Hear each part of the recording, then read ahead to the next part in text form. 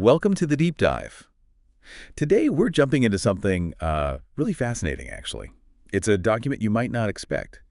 The U.S. Army's brand new Spiritual Fitness Guide. Yeah, it's definitely not what most people probably picture when they think Army documents. Right. And just to be clear up front, this isn't really about pushing one specific religion or philosophy. It's a surprisingly broad look at human resilience. Very holistic. That's spot on. We've been digging into the final draft Spiritual Fitness Guide.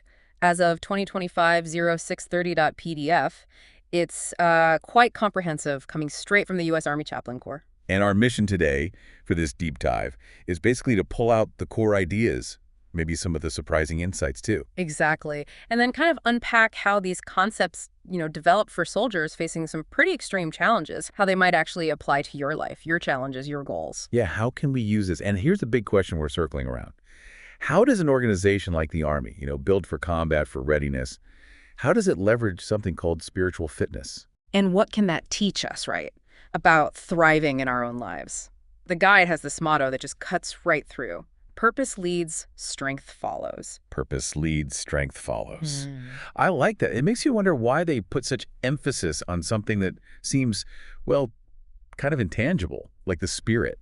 It's pretty profound when you get into it. They kick things off with a core definition. It sort of sets the stage. Spiritual fitness is the conditioning of a soldier's spirit towards readiness. Readiness. Yeah, readiness to fight and win in war and life. So it's about building that inner foundation, not just, physical strength. So fitness isn't just about push-ups. It's the whole inner world. Pretty much. It's not just the external actions. It's that deep internal driver. That purpose leads, strength follows idea really nails it. And they contrast having that will to fight when you know your why Right. versus just grinding away aimlessly. Right. There's this example in the guide. It's quite vivid. Imagine a soldier geared up, walking all day through a thick forest. Tough work. But they don't know why they're walking. They have no idea what the objective is. The guide says, simple lack of purpose. It can completely demoralize even the strongest soldier. Wow. Yeah, I can see that. Without a why, just putting one foot in front of the other feels pointless. Yeah, Even in our daily lives, right? absolutely. And it shows how deep this idea of being runs. The guide actually connects this to the old Army motto, be all you can be. Oh, interesting connection. Yeah, they highlight that the BE part, it signifies existence itself. That inner drive that fuels everything else. Before you can do anything, you have to be something. Spiritual fitness is about nurturing that core existence. And it's really important to stress, this isn't about forcing religion on anyone. The guide is super clear that this whole approach, it's grounded in the First Amendment. Freedom of religion, freedom of expression. Exactly. It protects religious beliefs, non-religious beliefs. Yeah. Basically, everyone's right to figure out their own path to spiritual health. Yeah, this isn't some, fringe idea they just cooked up. It's baked into their regulations, their whole philosophy. It's about supporting the total health, the inner readiness of every single person, regardless of belief. Okay, so let's unpack that inner world a bit more. The guide uses this great analogy. The soldier's spirit is like a compass. A compass? It's that crucial point where stimulus, everything coming at you from the outside, society, tech, culture, the battlefield. All that external stuff. Yeah, where that meets your response, how you react, your resilience, how you handle stress, adapt. It's like your internal GPS for navigating life. And the source of strength is the compass needle, that guiding point. It's that internal purpose or anchor that each person chooses for themselves. So what kind of things count as a source of strength? Well, the guide gives examples like God, family, community, patriotism, maybe personal growth, integrity, even just the strong bonds you form with your fellow soldiers. It's whatever grounds you. That makes me think of that incredible story about Admiral Jeremiah Denton, the Vietnam POW. Oh, yeah. Incredible resilience. Held for what? Nearly 8 years. Yeah, unimaginable stuff. But he talks about how he and the others kept their spirits up. It wasn't just belief. It was these secret gatherings, sharing stories, even putting on little shows for each other. Wow. Those small acts of connection. Exactly. Little bits of lightheartedness, human connection. Yeah. That was their spiritual restoration. So thinking about that, for you listening, what are your sources of strength? When things get tough, what's your compass needle pointing towards?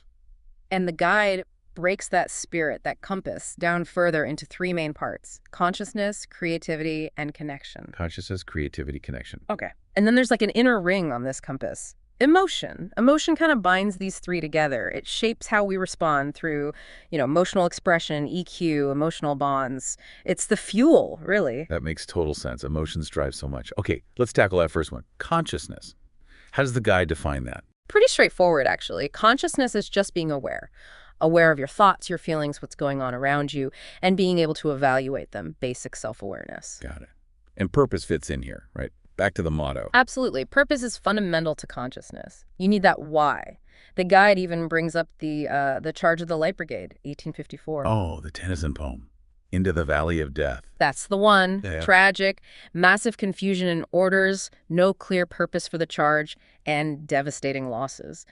The guide uses it as this stark warning. Leave the why unanswered, and the consequences can be catastrophic. Still true today, really. Definitely drives home the need for purpose. Not just in battle, but any big undertaking. So consciousness also includes beliefs. Mm-hmm. Beliefs, described as these sort of profound substances of consciousness, deeply held principles. They shape how you see things, how you act. Sometimes they're logical, sometimes not so much. And the Army takes a really broad view here, right? Accommodating everyone. Yeah, it's striking. The guide points out the huge diversity of beliefs in the ranks. Lots of different Christian denominations, sure, but also a significant number identifying as atheist or agnostic or other. So the framework has to be inclusive. It absolutely has to be to support everyone's path. And they share this account from David Belavia from his book House to House about Fallujah. Intense fighting there. Incredibly intense. And he talks about how his beliefs in duty, honor, commitment to the guys next to him were just crucial sources of strength. Vital. But here's a really interesting point for all of us. The guide also warns that rigid beliefs can actually get in the way. Yeah. They can hinder critical thinking, adaptation. That's a key insight. It's not just what you believe, but how you hold on to it. Are you flexible? Does it suggest ways to challenge that rigidity? Well, not directly like a step-by-step guide, but it encourages it indirectly through emphasizing things like flexibility, one of their principles we'll get to, and adaptability as part of the spirit's response. The idea is be anchored, but be agile. Anchored, but agile. I like that. Which brings us to identity, maybe. If purpose is why, identity is who. Exactly. Who are you? How do you see yourself? How do you want others to see you? The Army builds a shared identity, obviously, uniforms, values, oaths. But the guide stresses identity is dynamic. It changes, evolves. So good question for you listening. Who are you beyond your job title, your roles? What experiences have really shaped the person you are right now? Then there's intuition, that gut feeling. Right. The guide defines it as the sense of direction that comes from, well, both your thinking and your spiritual side. It lets you make quick, informed calls without needing a spreadsheet, Yeah, that instant knowing. And surprisingly, science pops up here too. Yeah, in terms of psychology, psychological traits, profiles. The guide mentions things like Myers-Briggs or Core Recon, which looks at resilience. It notes they aren't Army-endorsed tools, but they can offer insights. So where do soldiers go for that kind of thing? It points them towards mental readiness specialists. They call them H2F, Holistic Health and Fitness Specialists, and resources like Military OneSource, Army Health Promotion, VA Mental Health Services, places to dig deeper into that aspect of consciousness. Okay. And the last piece of consciousness is meaning. Meaning, yeah. If identity is who and purpose is why, meaning asks, is it worth it? Finding the value, the significance, especially when things are tough. Exactly. They use General MacArthur as an example. After losing, 2,500 soldiers in the Meuse-Argonne offensive? Incredibly costly. Huge loss. He found meaning by committing himself to becoming a better leader. Every single day. Turning that tragedy into fuel for growth. That's finding meaning. Wow. Okay, so that's consciousness. What's the second component? Creativity. Creativity, yeah. Yeah. Defined as the ability to come up with new stuff. Novel ideas, different approaches, solutions. It's about individual expression, but also innovative thinking, not just painting pictures. More like problem solving. Definitely. Which leads right into innovation, taking those creative ideas and making them work, making them practical. Which has to be crucial in the Army, right? Things change so fast. Absolutely essential. Leaders are meant to foster it, encourage people to speak up, try things out. The guide mentions a private first class, Rayon Thomas, who came up with an innovative way to analyze blood samples, real-world creativity making a difference. Cool. And then there's imagination. Imagination, described as this limitless system for generating ideas. How do you cultivate that? The guide points to Napoleon at Austerlitz. The battle. Yeah. Yeah. His strategy involved intentionally weakening one part of his line. made it look vulnerable. A risky move. Totally. But it was a trick. He lured the enemy in, then slammed them with a counterattack, trapped them on a frozen lake, and then broke the ice. Whoa. That's some serious strategic imagination. Right. Thinking way outside the box, Yeah. using imagination, even in war. Okay, what else falls under creativity? Ethics. Ethics, yeah. Applying moral principles when you make decisions. Navigating that tricky area, as the guide calls it, the complex space between moral and immoral decisions. They even have a moral and ethical spectrum chart in there as a tool. A framework for tough calls. And then playfulness. Mm-hmm. That seems surprising in a military guide. It does, right. But they see it as embodying exploration, joy. It can actually make training less rigid, more effective. How so? It mentions the broaden and build theory from psychology. Basically, positive emotions help you think more flexibly, be more creative, makes learning stick better. The example is paratroopers using playful methods in training. Joy as a tool. Huh. Never thought of it that way. Yeah. And finally, art. Art. As a way to express experiences, personal and collective, it can be therapeutic, help process challenges, promote emotional healing. And it doesn't have to be traditional art, right? Not at all. They mention a culinary artist, someone who created an edible statue. Just highlights how creativity can show up anywhere, even in the military. It's about that outlet for self-expression. Okay, so consciousness, creativity. What's the third pillar? Connection. This one's huge. It covers internal stuff like your values, but also the bridges you build between people. The guide says it's crucial for unlocking the Army's incredible strength. It's the glue. And those core Army values. Loyalty, duty, respect, selfless service, honor, integrity, personal courage. They get their real power from connection. That's exactly what the guide argues. It actually says a value not shared with others is merely a cognitive belief. Wow, okay. So values need community to really mean something. They become powerful when you live them out together, which ties into mindfulness. How do they define mindfulness here? As connecting to others through focus, empathy, understanding, being present. They use jujitsu as an example. Jiu-jitsu, how did that fit? Well, practicing it helps you notice your own self-defeating thoughts, manage stress, but it's also intensely about awareness of your partner, your opponent, being fully present in that interaction. Huh, okay. Mindfulness in relation to others, makes sense. Mhm. And community. Called the backbone for support and the source of trust, which the guide calls, quote, the essential currency of success. Trust. Yeah, you can't function without it, especially in that environment. Absolutely. And it's not just the unit. It explicitly includes local civilian partners, too. Soldiers are part of a bigger picture. Which probably relates to accountability. Accountability is called the muscle of spiritual fitness. When you feel allegiance to your community, you build trust, you become reliable, you show up for them. Right. It strengthens the whole system. And the payoff for all this is growth. Growth, that's the tangible result, the evidence of spiritual fitness in action, forged in challenges, they call them, crucibles, and through relationships. And growth isn't always easy. Definitely not. The guide notes it often requires internal tension that drives a desire for change. Yeah. Got to stretch to grow. Sure. It happens through the struggle, not by avoiding it. Okay, so that covers the what of the spirit. Consciousness, creativity, connection. Now, how do you actually nurture it? The how. Right. This is where the guide gets really practical. It lays out 8 principles for spiritual fitness. Think of them as actionable guidelines. 8 principles. Let's hear them. Okay. Simplicity, consistency, flexibility, sustainability, unity of effort, responsiveness, integration, and economy. That's a list. Maybe we can touch on a few key ones. Simplicity sounds good. What does that mean in practice? It just means keeping things uncomplicated. Small, daily practices, maybe a few minutes of quiet reflection, like you said, or consciously making a point to express gratitude for something. Doesn't need to be a huge production. Small steps. And consistency builds on that. Exactly. Doing those simple things regularly, building a rhythm. Could be a weekly check-in with a group, or just those few minutes daily. Little actions done consistently add up fast. Flexibility seems super relevant too. Life's messy. Totally. This is about adapting your practices. Maybe you only have 2 minutes between meetings. Okay, use those 2 minutes. Maybe you use an app for a moment of calm. Or just touching a meaningful objects you carry. Staying connected even when things are chaotic. And sustainability, that sounds important. Yeah, this isn't a crash diet for the soul, you know. It's seeing spiritual readiness as a long-term investment. It takes patience.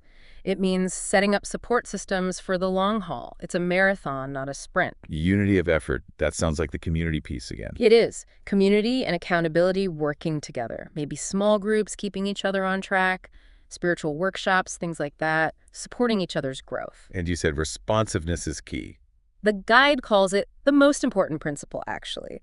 It's about having access to your source of strength, that compass needle when you really need it. Timely support. So like being able to connect with a mentor or find counseling or connect with your faith. Exactly. Having that lifeline available when you feel like you're hitting a wall, knowing where to turn. And they provide tools for this, like plans and surveys. Yeah, a spiritual fitness plan template and a spiritual fitness survey.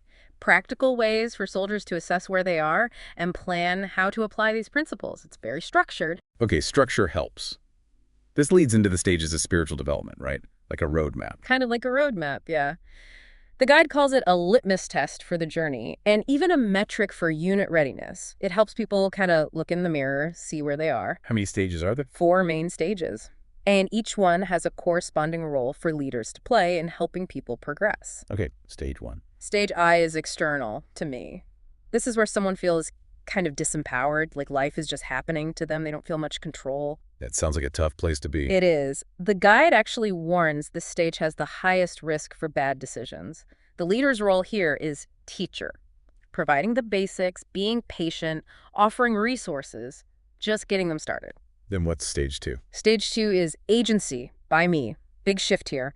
People start to realize they can shape their lives. They take responsibility by their own actions. They see they have agency. They're taking the wheel. Exactly. And the leader shifts to being a coach, helping them develop the skills and knowledge they already have, building on that foundation. Okay, what's after agency? Stage 3, purposed through me. Here, the focus shifts outward again, but differently. People see themselves as channels for something bigger. Their values, their purpose, guides their actions through them to impact the world. Making a difference beyond themselves. Yeah, right. And the leader becomes a mentor, sharing wisdom, experience, offering guidance and care. And the final stage. Stage 4, empowered as me. This is the peak. The person becomes the best version of themselves. They're focused on legacy, on multiplying success, maybe through building organizations or teams. And the leader's role. Is more of an advisor, a peer, really, offering ideas, perspective, but not direct instruction. They're equals now. That's a clear progression. But life happens, right? Can people slip back? Oh, definitely. Yeah. The guide explicitly addresses regression, trauma, setbacks. Stuff happens. People can fall back to earlier stages. So it's not always a straight lineup. Not at all. But the guide emphasizes the underlying principles don't change. The way back involves re-engaging with responsibility, agency, purpose, and getting help from Army support systems. It's okay to stumble. The path forward is still there. Which brings us to those support systems. It's not just on the individual soldier, Well, right? not at all. Yeah. Shared responsibility is huge. The guide makes it clear. From the individual soldier all the way up to commanders, everyone has a role in fostering spiritual fitness. There are even checklists for different leadership levels. But the main players on the ground are the unit ministry teams, Yeah. UMTs. They're the core support, yeah. The UMTs consist of chaplains and religious affairs specialists, and crucially, there's a UMT in every Army battalion, right there with the soldiers. What exactly do they do? It sounds like a lot. It is. Their role is really broad. They focus on nurturing the living. That means confidential counseling, just being there face to face. They help integrate these spiritual principles into other Army programs like team building. BSRT, right? Building strong and ready teams. Exactly. They do community outreach and, of course, provide religious services and support for the, 82% of personnel who identify with a religion? And they're also there during the really tough times. Absolutely. Caring for the wounded. That means support during trauma, dealing with moral injury, hospital visits, and sadly, honoring the fallen. Grief counseling, memorial services. They walk alongside soldiers through everything. You mentioned religious affairs specialists earlier. How are they different from chaplains? Key difference. Religious affairs specialists don't have a specific religious requirement themselves, which means they can deliver this spiritual fitness training, the non-religious parts, without any perceived stigma some soldiers might feel talking to a chaplain. It makes the training accessible to absolutely everyone. So that leads to the training itself. What does that cover? It's a formal training program led by the UMTs, covers all the stuff we've talked about, understanding the soldier spirit, the 8 principles, the stages of development, how leaders can foster this in their units. And units can just request this training. Yep. Contact their UMT, set it up. It's designed to be readily available, a really comprehensive system to build and maintain that inner strength. Wow. Okay, we have covered a lot of ground here, taking this deep dive into the Army's spiritual fitness guide. It really shows what a solid framework they've built for purpose, for resilience, for connection. It really does. And that core idea, purpose leads, strength follows, it just resonates far beyond the military, doesn't it? Applies to pretty much any challenge you could face. Absolutely. So this whole deep dive, it really makes you think, doesn't it? What does fitness even mean when you apply it beyond just the physical body, to your purpose, your beliefs, your creativity?